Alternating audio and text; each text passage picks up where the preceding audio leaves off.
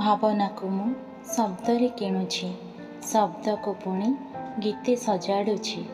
କବିତାରେ ଯଦି ମନ ଜିଣି ହୁଏ ତେବେ ମୋର ଏକ ସ୍ୱଳ୍ପ ପ୍ରୟାସ।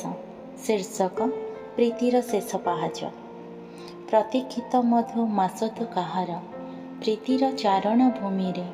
ଦୂର ପରଦେଶୀ ହୃଦ ପାନ୍ଥଶାଳେ, ପଥିକ ନିସଙ୍ଗ ମୁଁ ଅପହଞ୍ଚ ଅଭିଳାଷରେ।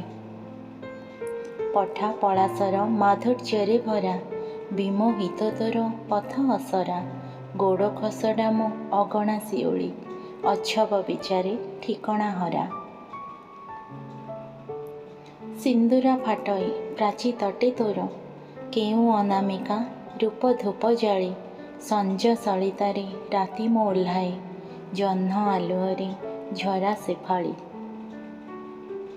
ଜାଳିଦି ତୁ ଥରେ ବିରହ ଜୁଇରେ, ମନରୁ ମୋ ଭାଗ କାଢ଼ି। ପଲକ ଉଠାଇ ପାରୁନି ଆଉରେ, ଆଖିର ଲୁହର ବଢ଼ି। ରହିଯିବ ଯଦି କଲିଜା ଖଣ୍ଡକ, ଦର ପୋଡ଼ା ଭାବେ ପଡ଼ି। ମୁଠାଏ ପାଉଁଶ ଦୁଃଖର ଘୋଡ଼ାଇ, ପାଦ ଥାପି ଯିବୁ ଚାଲି। ଅଢ଼େଇ ଅକ୍ଷର ପ୍ରେମ ନାଁଟିକୁ ଭୁଲିବୁନି ପୋଛିବାକୁ।